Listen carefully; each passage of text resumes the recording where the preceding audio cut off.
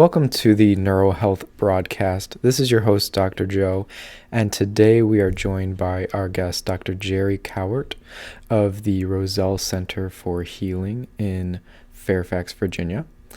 Dr. Cowart and I discuss applied kinesiology today, what that is, and how it's used to effectively care for patients.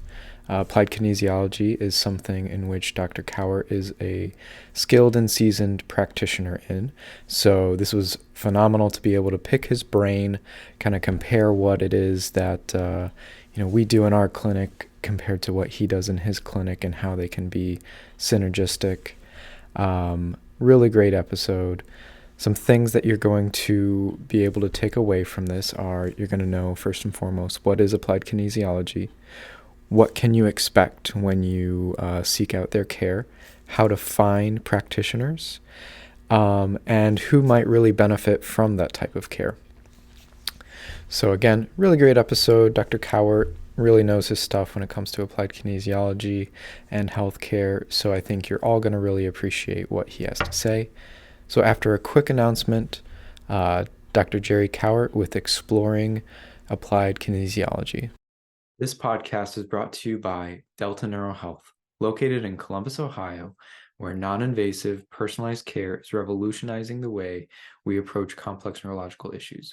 With cutting-edge techniques in functional neurology, functional medicine, and chiropractic care, we're leading the way in managing conditions like concussion, dizziness, brain fog, anxiety, POTS, attention, and more. To learn more, visit our website at deltaneurohealth.com.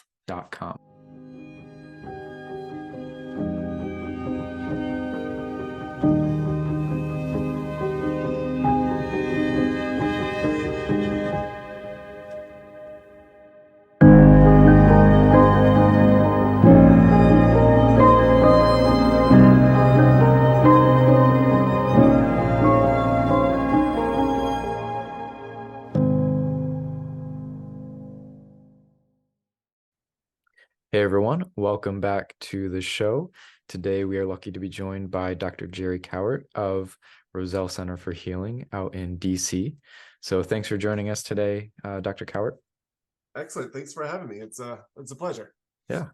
And we're going to be talking about something called applied kinesiology, which you are a very skilled practitioner in.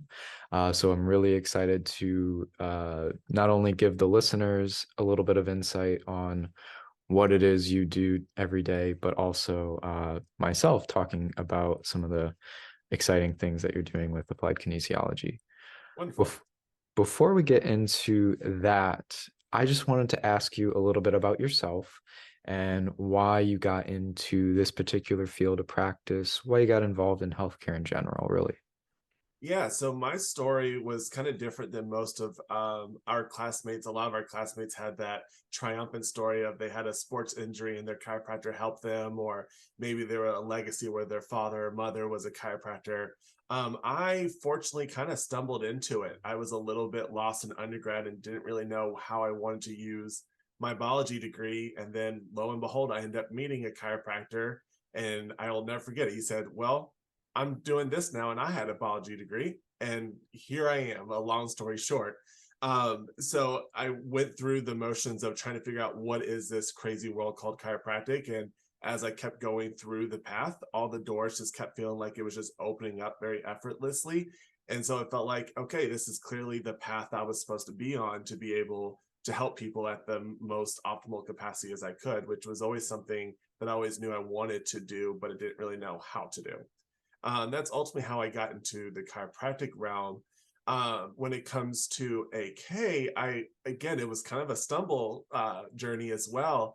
I had a doctor that I interned for in undergrad before starting the journey, and he told me, once you get into school, find AK, study AK, because I wish I had. And of course, at the time, I didn't know what that meant. But when I got into school, I found AK, stumbled into it, was starting to learn more about it, and I realized that, oh wow, this is definitely where all of the holes that you learn in chiropractic school. This is how you can kind of bridge the gap, so to speak, and fill in all the other pieces that school doesn't teach you. So that way, not only are you being a chiropractor, but you're being a very skilled and clinical, physician to be able to really target and treat the whole body from head to toe and everything in between, and not, just the spine, which the spine is also very important.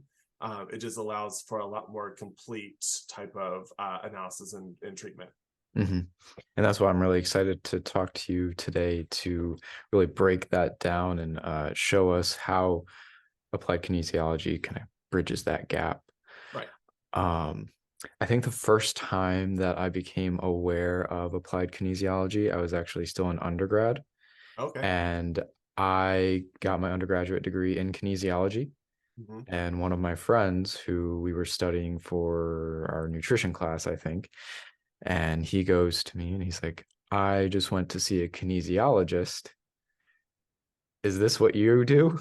And he was like telling me all this stuff, and I'm like, I don't think I do that. And I'm like, Yeah. maybe I will eventually. I don't know.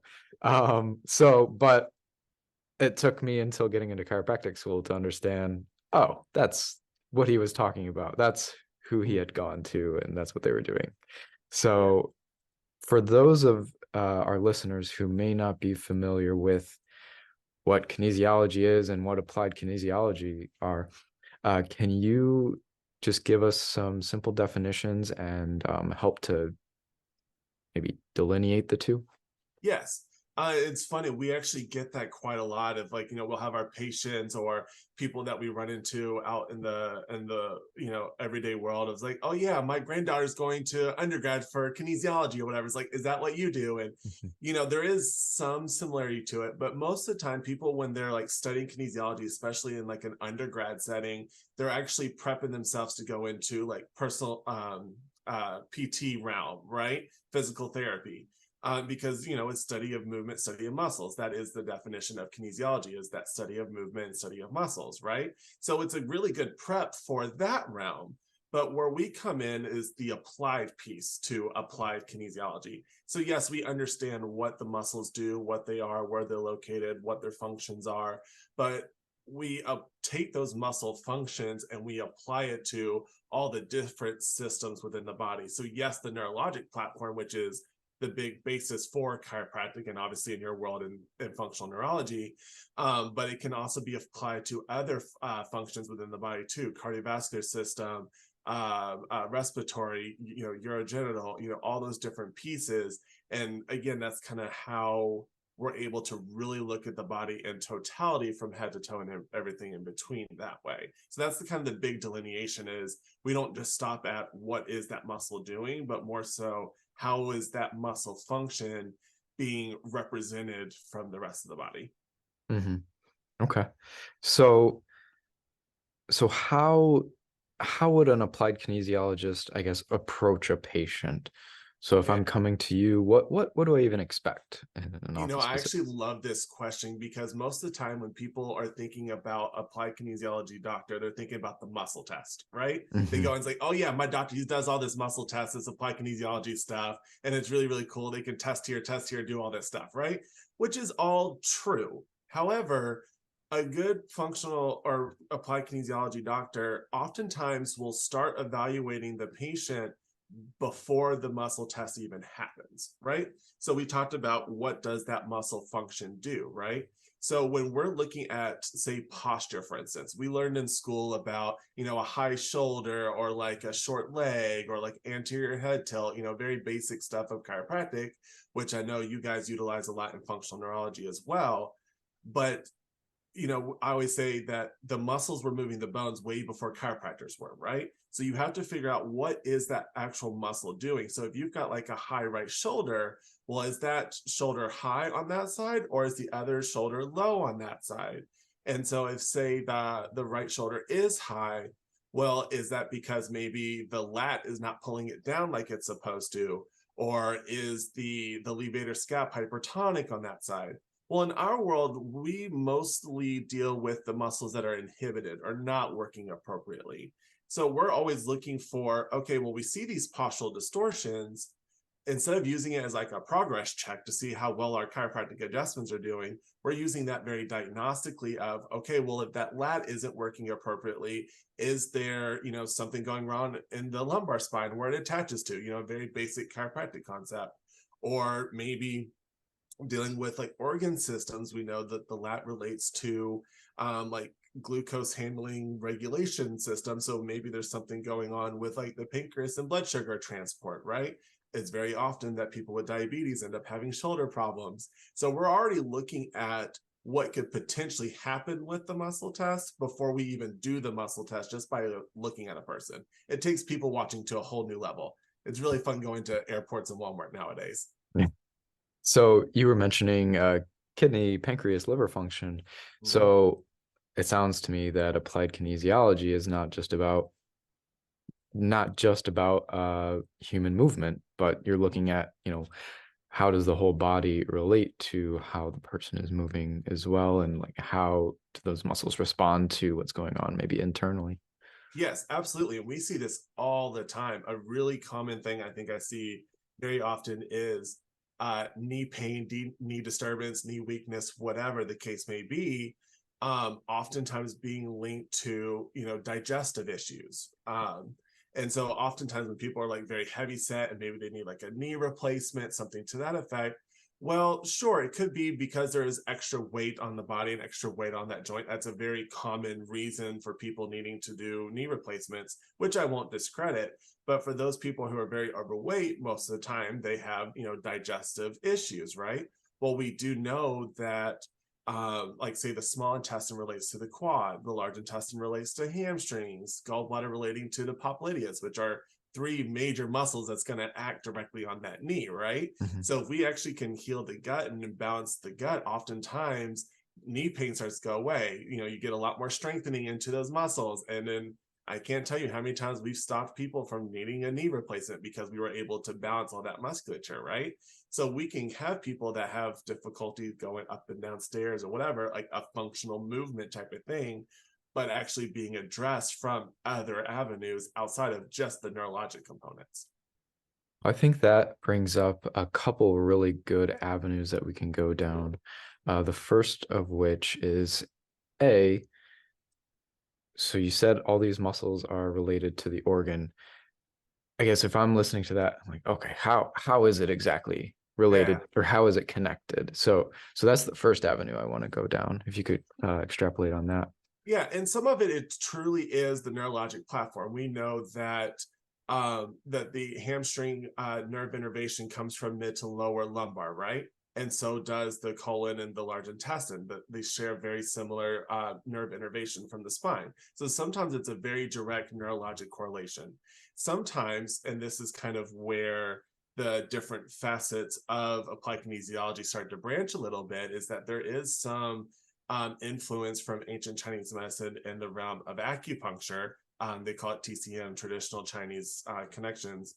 Um, and so sometimes there's connections from that realm as well. So it allows everything to be more from a holistic, natural approach to things. So it's kind of like this really cool blend and bridge to conventional neurologic science and traditional Chinese acupuncture, holistic medicine, which is a really cool bridge to cross on. Yeah. Another bridge being created there. Absolutely, I love it.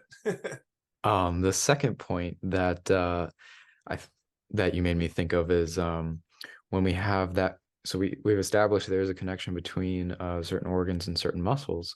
Mhm. So how is it as a practitioner that you're able to decipher whether the muscle is the problem potentially leading to an organ problem, or is it an organ problem leading to a muscle problem? And how does that change your approach? Yeah, the great old question, chicken or the egg, right? Hmm. Hmm. So, sometimes it does require further like functional testing, whether it be like maybe blood work. That's always a very conventional go-to that a lot of practitioners use, both medically and holistically, right? Sometimes it's even more functional testing where it's like saliva testing, or maybe it's a stool culture or whatever, to be able to be very confirmatory with that. But then that also goes into the beauty of some of the muscle testing. We've talked about AK, and we kind of established that AK is kind of known for all the muscle testing, but so far we've kind of talked about everything that is not the muscle testing part of it, right? And so we're able to use that muscle testing and go a lot more specific into it. So going back to the issue of the hamstrings, right? So I can test the hamstrings as like a normal hamstring group. I can differentiate between the different branches of the hamstrings because we know that's an actual group muscle. And then I can put the body into several challenges. So just like what you guys do in the functional neuro realm, you're constantly challenging the body's neurology to see what outcomes you're getting, right? You're constantly putting inputs into the body to get outputs out to see if the outputs are good or bad, right? So we're constantly doing that with our muscle testing. I can stimulate that spine and retest that muscle to see, okay, is it a spinal issue? Is it a neurologic level? I can go through and physically manipulate and challenge that large intestine, cause like a noxious stimulation to that large intestine to see if that changes anything in the muscle test. So it's a constant input output game that we're playing with the patients, which makes it really fun and interactive. And it makes the patient understand where things are coming from a lot faster and allows everything to be a lot more efficient in that realm. And then we always have all those conventional testing to be able to support and validate what we're finding there in the room. Mm-hmm. And since there is kind of that reflexive relationship between the two, you can essentially or you can deliver a musculoskeletal intervention, but then have an organ or an internal consequence, right? Mm-hmm. Yeah. Mm-hmm. And that's Yeah. great. Yeah. And, we oftentimes see that, sometimes the patient doesn't want to clean up their diet. Again, just going back to this particular scenario, because, typical American diet is not great. And people get very stuck on that's their habit, that's routine. I've been eating this forever. I've never had a problem before. You're the first time this has ever happened, right? So people can get very resistant in that particular realm, in the biochemistry facet of applied kinesiology. And then we will see time and time again, it's like, okay, they'll feel better right as we get done with the adjustment. And they come back, it's like, yeah, it doesn't feel good again. Okay, well, what did you have for dinner last night? Pizza. Okay, well, here we go Yeah, again, here we right? go. Yeah. So it's kind of like you're constantly blowing out a circuit. So even though we can functionally and neurologically help rehab a lot of these issues, it may feel a little bit better in the moment, but if we keep blowing out these other circuits, then we're never really being able to fix these problems. And that's where a lot of these problems end up becoming a lot more chronic and a lot more, we'll say, quote unquote, medical based, right? Because there's this repetitive chronicity to it that's never really getting to the root of where these things coming from. And I think that's the beauty of AK, is that we can get a lot more in depth into, okay, where is it the chicken or the egg? Because sometimes it could be either or. Mm-hmm. And I wanted to also highlight something you said a little earlier, Okay. and make a point about it. And I think this particular point is what I have taken away the most from AK. And that was probably the deepest lesson I learned. But when you said that you're challenging the body, right? Yes. So you're doing different interventions, and then you're immediately challenging to see if you made a positive or a negative change. And I think in the world of neuro rehab and functional neurology, that's something that I've applied to my patients and seeing, okay, this neurological test, this objective neurology test is positive. It's not good. Yes. What is something that I can do that I know feeds into that part of the brain to give an immediate positive change? And does that test get better?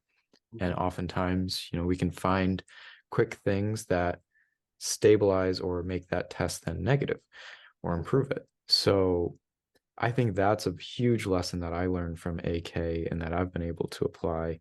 And I think when patients are able to see that in real time, Mhm. it just blows their mind. It's like, how did Yes. you do that? How did it change so quick? Because the body and the brain have the ability to change in like milliseconds, Yes. nanoseconds, that you are able to make those changes. It takes time to sometimes reinforce those changes, right? Yeah. Oh, absolutely. And I think that it was always one of my favorite things, again, back in school when you and I would, you would go your functional neuro route, I would go my AK route, and then we'll meet together in the middle at lunchtime and like, hey, look at this cool stuff that we found. And I think that was always a really common ground that we always found was challenge the body, see what happens. Challenge the body, see what happens. And to your point, the body is able to change neurologically, in a nanosecond. That is the beauty of our neurology because we are supposed to be able to do that by design, right? And it's oftentimes when we have these chronicity type issues is where that timing gets more sluggish, but we are designed to be able to respond that fast to stimulus, right?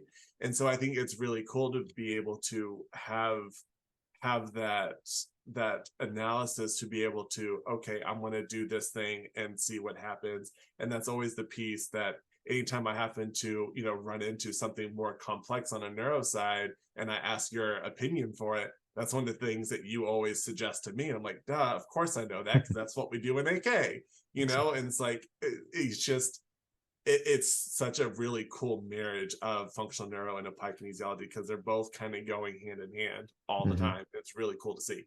Exactly.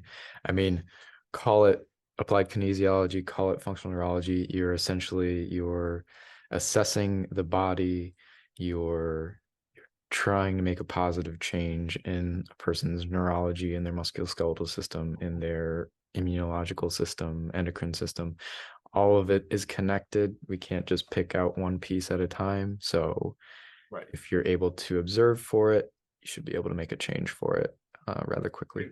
That's a really great saying, and I love that. And piggybacking off of myself there, Yeah. so I know AK, and you've already mentioned a lot of the different things that AK can touch upon, Mhm. but what is kind of the overarching philosophy of AK? What's Yeah, I think we probably should have started with that, I guess. Um, but so AK is basically founded on what's called the triad of health. So imagine a triangle, an equilateral triangle. So usually at the bottom of the triangle, the bottom base of it is the structural components. So that's your structural system. And then on the other side of the triangle, you have your biochemistry. And then the last piece of that triangle is your neuro-emotional platform, kind of the mind, the emotions, and how your brain kind of interprets the whole world around you.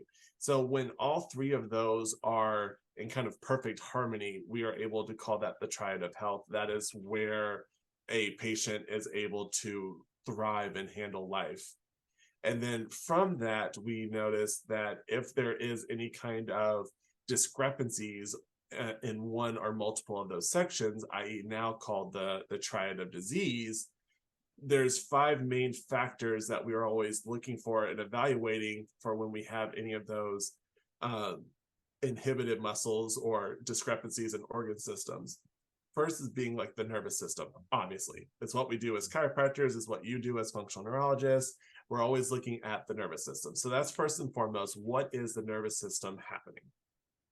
And then we look at the neurolymphatic and the neurovascular pieces. So basically, how is the lymphatics are moving, removing the waste out of the body, transporting the toxins out, and how is the blood moving the important oxygen and nutrients to target tissues? How is the whole circulation of the body happening? So we're looking at those two pieces as well. And then obviously I mentioned on it before, we talked about acupuncture meridian connection. How is the energetics of the body? Because in ancient Chinese medicine, they talk about this concept of energy or qi. And basically, if there is no more energy, no more qi, there is no more life. So we're looking at that blending. I kind of consider that as like the glue of the body in a sense of how the entire body is able to kind of communicate and stay in that perfect homeostasis, that perfect harmony in the body. And then lastly, the cerebral spinal fluid. I always kind of equate it, it's a loose translation, basically your blood and your lymph for the central nervous system. It's transporting everything that it's needing and getting rid of all the things that it doesn't, and constantly circulating within the body as well, specifically around that brain and the spinal cord. So we're always looking at all five of those tenets to help upregulate whatever it is we're finding deficient in the body. Mhm. So it's super far reaching when you break it down like that. There's Yes. so many facets of health that you can address through applied kinesiology. that people probably were not acutely aware of. Sure. I mean, it's very easy to get stuck on the forefront of applied kinesiology, AK for short, of the muscle test, right? Because Mhm. it's very flashy. Patients can feel it. It feels like a party trick, and it's like, oh yeah, they just pull my arm down, they do all this kind of stuff, and it's just really crazy, and it feels like woo woo magic. But I just go with it because ultimately I'm better at the end, and it's really really cool. But it, as you mentioned, it is very far reaching, and kind of like what I alluded to at the very beginning of kind of how I got into AK is that it felt like it was kind of that missing piece in healthcare that allowed me to really kind of up my game as a practitioner, so that way I'm missing way less stuff with my patients, so ultimately more patients are getting better faster. Hmm.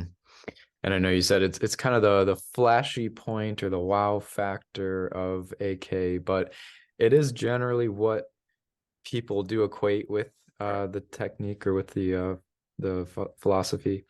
Can you can you touch on what is exactly going on with a muscle test? Can you test multiple muscles? What does it mean when it's weak? What does it mean when it's strong? Uh, I know that's one of the funnest things to see in AK is when you have this huge built bulky guy and I come in and 140 pounds in a wet sweatshirt and I'm like, all right, let's try this and I can Uh-huh.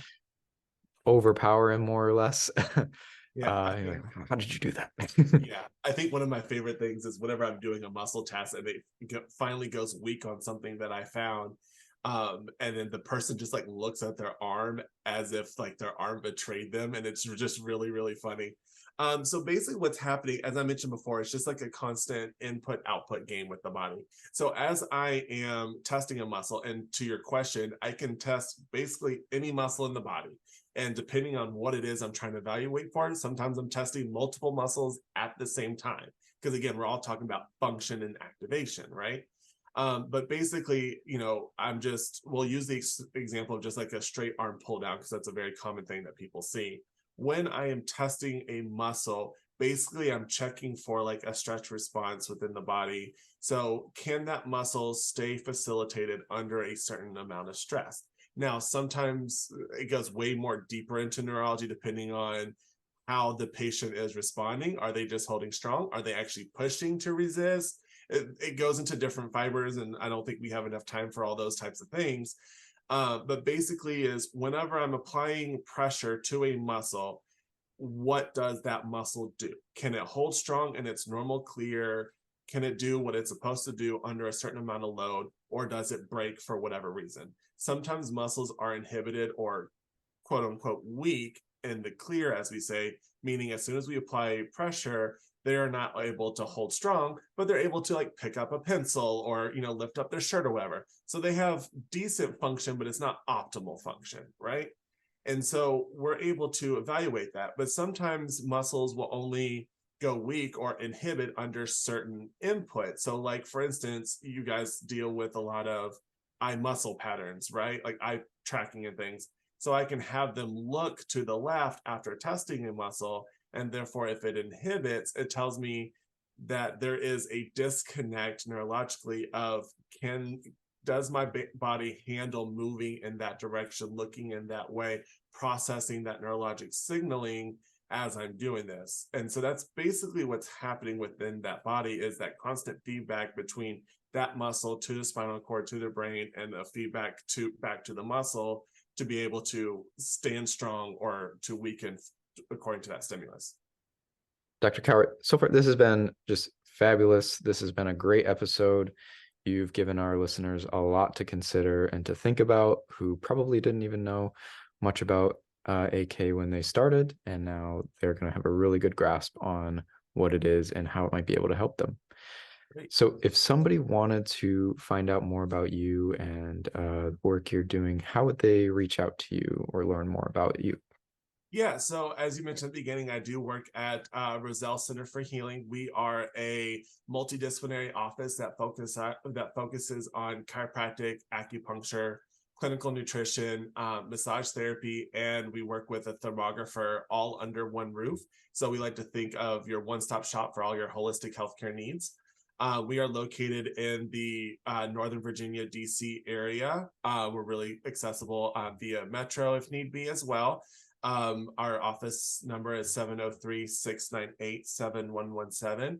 And if you happen to be in the area, I am doing a free in-house lecture next month in December, going over allergies, what are allergies, what are the biochemical ramifications of it, and how to prevent typical allergies, whether it be your seasonal time allergies or legit like allergic reactions and things. So we're going to be talking about that from like a neurologic and chiropractic platform.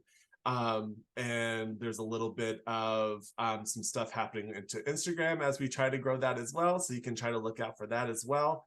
But yeah, I'm located in the Northern Virginia, DC area. Nice. And if people wanted to find out more about AK in general, is there a site? Is there a... Yes. So there is a website called ICAKUSA.com. It stands for International College of Applied Kinesiology, USA. There you can actually put in your zip code and figure out what is a good practitioner that does the type of work that we do that would be near you in your area. Awesome. Thank you again, Dr. Cowart, for coming on today. This has been awesome. Thanks for having me. Look forward to the next time. Perfect. I appreciate it. Thank you so much. All right. Take care, everyone.